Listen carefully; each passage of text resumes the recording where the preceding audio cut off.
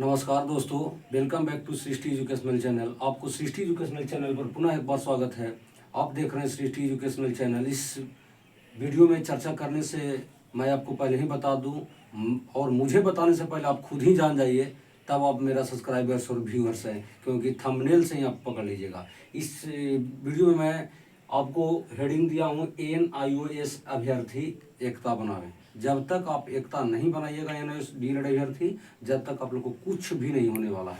देख रहे हैं प्रतिदिन केस डिस्पोज होता जा रहा है। इसका मुख्य कारण है आप डीएलएड अभ्यर्थी 14 लाख ताकत नहीं दिखा रहे हैं। तो 14 लाख के अभ्यर्थी में ताकत न सरकार को समझ में आ रही है और नहीं तो किसी अपने अभ्यर्थी को समझ में आ रहा है कि हम लोग के पास 14 लाखों में कितना ताकत है। तो मैं आपको बता दूं दोस्तों, सबसे पहला NIOS डीएलएड अभ्यर्थी फुट कहाँ है। 2 गुटों में बटे हुए हैं। देखिए पहला गुट क्या है। बहुत सारे अभ्यर्थी कॉल करके बोलते हैं कि सर जो NIOS से जो अभ्यर्थी जॉब कर रहे हैं उसको निकालने पर आवाज़ उठाइए। सोचिए कितनी मूर्खता है उनको में। उसी नौकरी के लेने के लिए वो तड़प रहे हैं, जिसका परिवार जी रहा है, जिसका हो गया है, उसके बारे में आवाज़ उठाने कहते हैं निकालने के लिए। तो वो मुझसे नहीं हो सकता है। पहला वो। दूसरा जो है जिनका हो भी चुका है उनका भी गलत है। 6 चरण में भी हुआ है और BPSC TRU 1 में भी हुआ है। वो लोग जो है नहीं तो जो लीड करते हैं उनका सपोर्ट करते हैं और नहीं तो आंदोलन में आते हैं। क्यों? क्योंकि वो जानते हैं और वो अपने आप को घमंड में हो हैं, स्वाभिमानी कहिए चाहे अभिमानी कहिए, क्योंकि वो जान रहे हैं और वो सोचते हैं, लेकिन उनकी सोचनी गलत है। वो सोच रहे हैं क्या कि मुझे कोई हटा नहीं सकता है क्योंकि मुझे जॉब हो चुकी है। लेकिन वो ध्यान दे कि सरकार इसलिए नहीं बोल रही है, ठीक है, क्योंकि वो जो लोकसभा चुनाव है और विधानसभा चुनाव है, चुनाव के चलते सिर्फ चुप है। नहीं तो आप 2 साल नहीं बल्कि 10 बरस भी नौकरी अगर कर लीजिएगा तो आपको, जब डिग्री ही आपको वैलिड नहीं है तो आप भी वैलिड नहीं, आपको कभी भी निकाल देगा। तो चुनाव के चलते शांत है और आप लोग अभी जाग नहीं रहेंगे। तो जागने का कोशिश करें NIOS डीएलएड अभ्यर्थी, जो जॉब में है जो भी और जो जॉब में न भी हैं वो भी। तो 2 गुटों में जो है बटे हुए है ना। और एक अभ्यर्थी जो खुद रोड पर हैं उनका भी एलर्जी है कि वो हो गया है उसी डिग्री पर और मुझे नहीं हुआ है। तो अभ्यर्थियों, आज भी आपको मैं फिर से कह रहा हूँ कि आप लोग जागने का कोशिश करिए। कल देखिए अभी बहुत सारे केस हैं NIOS डीएलएड अभ्यर्थी का। सबसे पहले जो है कौशिक दास का है। कौशिक दास का वेस्ट बंगाल वर्सेस कौशिक दास वर्सेस वेस्ट बंगाल। दूसरा जो है नंदन बोहरा उत्तराखंड से। और तीसरा जो है हमारे पप्पू यादव जो बिहार से हैं। और ये तीनों केस में मैं आपको बता देता हूँ तीनों का। और कल भी एक याचिका दायर हुआ है BPSC TRU 1 के लिए, तो वो वैलिड के लिए नहीं हुआ है। तो ये कौशिक दास वाला जो है ये बार बार डिस्पोज हो रहा है दोस्त, डिस्पोज हो रहा है। दूसरा जो है ये नंदन बोहरा है, तो ये सिर्फ जो है पटिशनर के लिए केस कर रहे हैं और इन्हीं का देने के आज हमारे अभ्यर्थी लोग रोड पर भटक रहे हैं। और सबसे मजबूत केस अगर है तो वो है पप्पू सर का। मजबूत केस अगर है तो वो है पप्पू सर का। तो इनका सपोर्ट करें, इसलिए इनको मजबूत माना जा रहा है कि यहाँ जो वकील जो हैं कपिल सिब्बल जो कि बहुत वरिष्ठ वकील है। इनका जज, यहाँ तक कि जज साहब इन्हें सम्मान करते हैं। इसलिए सम्मान करते हैं क्योंकि वो जो है अपनी बातों को बहुत पुख्ता से रखते हैं। बीएड को जब हुआ था तो इनको अहम भूमिका थी, कपिल सिब्बल जी को अहम भूमिका थी। तो पप्पू सर का जो केस का जो डिस्पोज में जो देर हो रहा है, जानते हैं क्यों देर हो रहा है? क्योंकि कपिल सिब्बल जब फ्री नहीं हो रहे हैं। जैसे ही फ्री होगा इसकी सुनवाई होगी और अगर एक केस का सुनवाई हो गया तो सभी अभ्यर्थी को इसमें मजबूती मिलेगा, पूरी को मजबूती मिलेगा।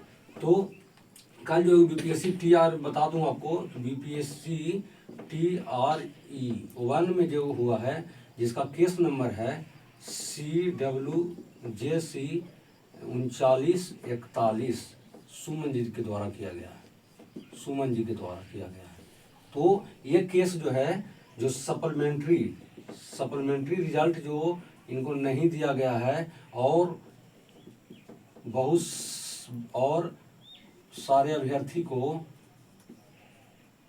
अभ्यर्थी को काउंसलिंग नहीं करवाया था, काउंसलिंग में भाग लेने से रोक दिया गया था।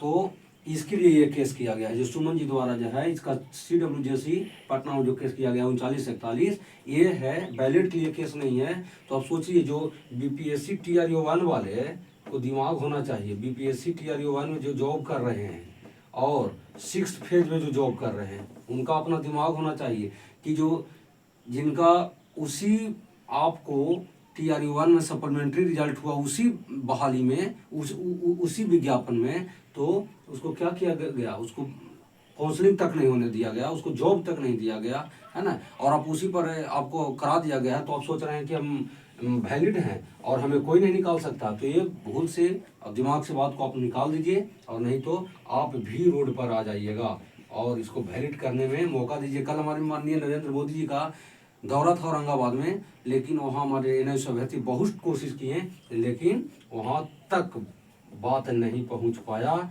जो कि दुर्भाग्य है। और चुनाव अगर निकल गया तो आप कभी वैलिड हो ही नहीं सकते हैं, मैं बार बार कह रहा हूँ। तो NIOS DED अभ्यर्थी इस पर ध्यान दें और अभी भी आवाज़ दो, हम एक हैं, इसका नारा लगाएं और सब एक साथ आ जाएं, तभी होने वाली है। आवाज़ दो, हम एक हैं, आवाज़ दो, हम एक हैं, नहीं तो दूसरा कोई चारा नहीं है ना। आप अपने अभिमान में रहिए कि मेरा नौकरी हो गया, कोई नहीं हटाएगा। दूसरा है कि सर हो गया, उसको निकालने के लिए आवाज़ उठाइए। तीसरा, बर्बाद होने के लिए आप लोग को कुछ बचा नहीं है, ये लास्ट है, बर्बाद होने के लिए कुछ नहीं बचा है। तो इस वीडियो को जितना लाइक, सब्सक्राइब और शेयर करें, नहीं तो दोस्तों आप जैसे हैं कहीं भी कोई आवाज़ नहीं उठा रहा है NIOS DED अभ्यर्थी के लिए। नेता हो चाहे कोई यूट्यूबर हो, है ना, कोई नहीं NIOS DED अभ्यर्थी के लिए आवाज़ उठा रहा है। और जो उठा रहा है तो मेरे अभ्यर्थी में कमी है, 3 गुट में बट करके बर्बाद किए हुए हैं। और अब इस तरह से अगर रहे तो तीनों के तीनों बर्बाद होकर के, तीनों रोड पर आकर के, और रोने के सिवा कोई उपाय नहीं बचेगा। जिनका हो गया है वो तो जो घमंड में है, उनको तो सबसे बड़ी गलती है। तो जो पप्पू सर अभी केस किए हैं, उनका आप लोग सपोर्ट कीजिए। और जो कपिल सिब्बल जी जो है बहुत बड़े वकील हैं, उनको फी चार्ज बहुत अत्यधिक होता है, तो आप लोग ध्यान दीजिए और उनको सपोर्ट जितना से जितना कीजिए। तो इन्हीं चंद शब्दों के साथ मैं ज़्यादा इस वीडियो को लंबा नहीं करना चाहता हूं, क्योंकि उतना किसी के पास समय नहीं है कि इस वीडियो को देखते रहें और समय को बर्बाद करते रहें। शॉर्ट में मैं आपको बता दिया कि सबसे पहले आप लोग एकता बनाइए। आपको हार का मुख्य कारण यही है, एक नहीं हो रहे हैं, और जब तक एक नहीं होगा, जब तक जीत नहीं होगा। एकता में ही बल है, यूनिटी इज स्ट्रेंथ, इसलिए अंग्रेजी में कहा गया है। लेकिन आप लोग अगर नहीं होइएगा एक, तो कभी जीवन में जीतवे नहीं करिएगा। और जैसे ही 2000, मैंने पिछले वीडियो में बताया था, 2024-25 निकल गया दोस्तों, तो फिर आप हाथ मलते रह जाइए, आपको कुछ होने वाला नहीं है, और नहीं तो कुछ सुनने वाला है।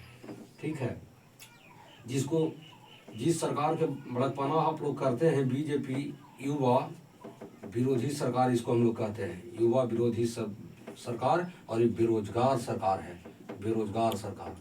कल जो हमारे बिहार में उनका दौरा अभी भी चल रहा है, जहाँ तहाँ होने वाला है। मोदी जी तक अगर बात पहुँचाना है तो पहुँचाइए, वही करवाया था। और वो व्यक्ति आज नहीं बोल रहा है, वो उस समय क्या बोलते थे, ड्रीम प्रोजेक्ट, और गरीब अभ्यर्थियों से 40-40 हज़ार रुपया तक भी लिया है, 2 टर्म करने, एक टर्म में 10,000 और एक टर्म में 30,000, और बाकी ऑनलाइन फॉर्म भराते समय सेंटर दिया। तो बहुत अच्छा से ये कोर्स कराया गया है। चेयरमैन साहब ने उसमें बोला था कि पूरे देश में कहीं भी जाकर के इससे आप जॉब कर सकते हैं, हर जगह ये जो है डिग्री वैलिड है। लेकिन आज इस पर न तो चेयरमैन साहब बोलते हैं, नहीं तो माननीय नरेंद्र मोदी जी बोलता है, न तो अमित शाह बोलता है, कोई भी BJP के नेता कोई नहीं बोलता है कि इसको क्या है कि नहीं है। ठीक है, तो इन्हीं चंद शब्दों के साथ मैं वीडियो को समाप्त करता हूं। लेकिन समाप्त करते करते एक बार फिर बोल रहा हूं कि इस वीडियो को जितना लाइक, सब्सक्राइब और शेयर करें, और इस NIOS अभ्यर्थी खास करके इस चैनल को सब्सक्राइब करें और बेल आइकन का घंटी प्रेस करें, ताकि जो पल पल का न्यूज में प्रतिदिन इस आवाज़ उठा रहा हूँ, प्रतिदिन इस चैनल पर कुछ न कुछ शिक्षा से वीडियो बनते रहता है। तो इसको आप लोग आवाज़ दो और इस चैनल को लाइक, सब्सक्राइब जितना से जितना करें, तभी मेरे भी वीडियो बनाने में मनोबल बढ़ेगा। धन्यवाद दोस्तों, जय हिंद।